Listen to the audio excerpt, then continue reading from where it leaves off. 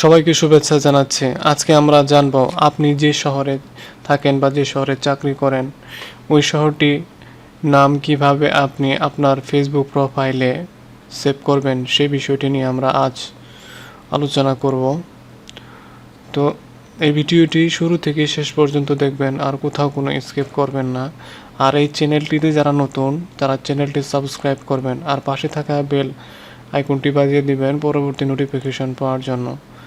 তো আপনি যদি আপনার ফেসবুক প্রোফাইলে যদি আপনার কারেন্ট সিটি বা যে সিটিতে বর্তমানে বসবাস করেন সেটা সেট আপ করার জন্য সেভ করার জন্য আপনাকে একটি ব্রাউজার গুগল ক্রোম ব্রাউজার অথবা অন্য যে কোনো একটি আপনি ব্রাউজারে গিয়ে আপনার ফেসবুক আইডিটি লগ ইন করে নেবেন। লগ ইন করে নেওয়ার পর এই আইকনটিতে যাবেন, ক্লিক করবেন। তারপরে এখানে দেখতে পাচ্ছি আমরা এরকম একটা ফিচার চলে আসছে। তো এখানে দেখতে পাচ্ছি যে এডিট প্রোফাইল, এটাতে আমরা ক্লিক করব। স্ক্রল করে নিচের দিকে চলে আসব।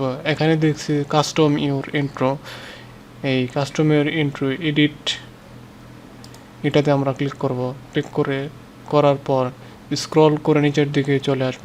অ্যাড কারেন্ট সিটি, অর্থাৎ এর মানে হলো কারেন্ট মানে বর্তমান আপনি যে শহরে থাকেন বা চাকরি করেন বা পড়াশোনা করেন বা ব্যবসা করেন, যেটাই করেন না কেন, যে শহরে আপনি বসবাস করেন সেটা এখানে যোগ করবেন। তো অ্যাড কারেন্ট সিটিতে আমরা ক্লিক করলাম।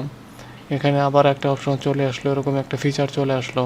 তো আমরা অ্যাড কারেন্ট সিটিতে করব। যেহেতু আমি বর্তমানে এখন ঢাকা থাকি বা আপনারা যেখানে থাকেন সেটা আপনি সিলেক্ট করবেন।